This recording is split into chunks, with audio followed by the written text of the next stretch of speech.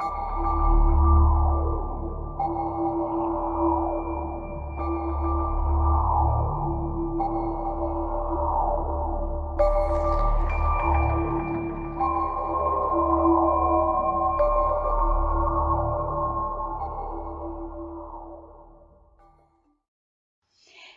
Szach, the man who spent 14 years in prison for the murder of his gay lover, Adelaide Lawyer Derrance Stevenson, still maintains his innocence.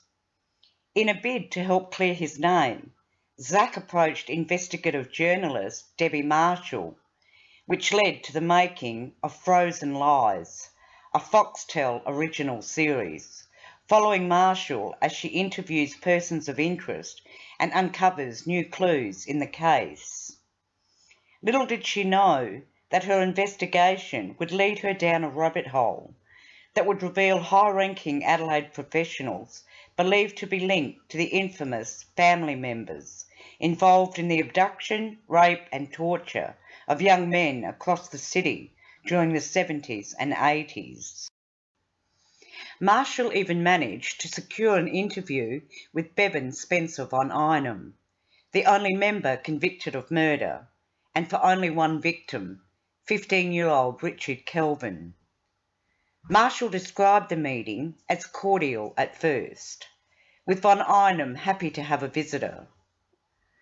Von Einem spoke in great detail about how his harsh father's friend raped him when he was 7.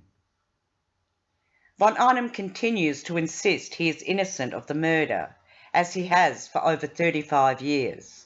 However, during their conversation, von Einem mentions seeing Kelvin wearing a dog collar. The collar was a crucial part of the court case, and von Einem denied ever seeing it on Kelvin. He has contradicted his own testimony. If von Einem saw the collar on him, then he was either stalking Kevin at the bus stop or put it back on him after the abduction. Once he realises his mistake, von Einem terminates the interview and cancels any future contact with the journalist. Marshall also managed to have a 35-year suppression order lifted on the names of 5 other people of interest. One of them is Louis Turtur, brother of Olympic gold medal cycling champion Mike Turtur, and 2 drag queens, Prudence Furman and Noel Terence Brooks. Turtur, now a prominent Sydney gay identity, has admitted he let his acquaintance, Bevan Spencer von Einem, bring drug boys to his home in the early 1970s. Turtur said he knew von Einem well before the murders began, and all the boys left his home alive the morning after they were drugged.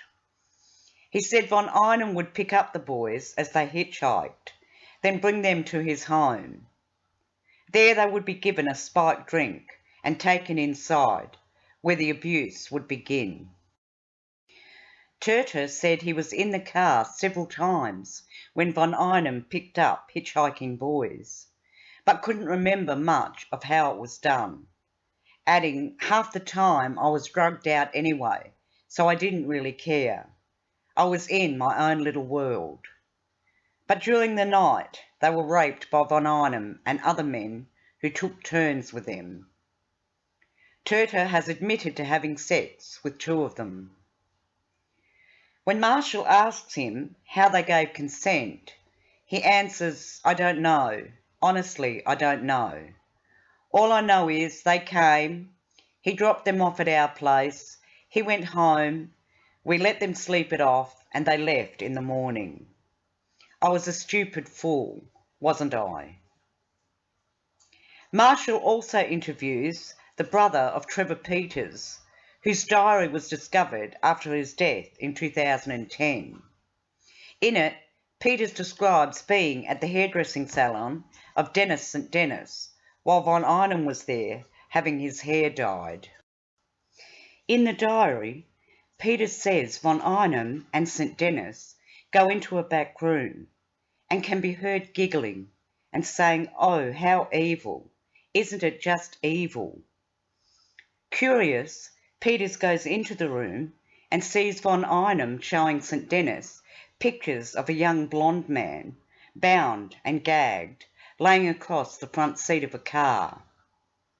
The two men hurriedly gather up the photos. Peters wrote, "When I asked who the young man was, Bevan said, 'Oh, just some hitchhiker.'" Peters later wrote that after seeing newspaper stories about a body found in the Adelaide foothills, he recognised the young man in the photographs as 17-year-old Alan Barnes. Alan is the first of at least 5 victims of the family, though there are reports that the number of victims over 2 decades could be in the hundreds. The clues unearthed during the making of Frozen Lives, as well as the lifting of a suppression order which reveals at least some names of interest, raises hope that perhaps there may finally be some answers in the case that has cast a shadow over Adelaide for almost 4 decades. With that in mind, I'm giving away a brand new hard copy of the book, Young Blood, written by Bob O'Brien. Entry is for Australian residents who are subscribed to the channel and are happy to email me a postal address or PO box for delivery of the book. Just leave a comment below this video and I will hold a live random draw on Saturday, November 30th at 6 p.m. South Australian time. Good luck and thanks for watching.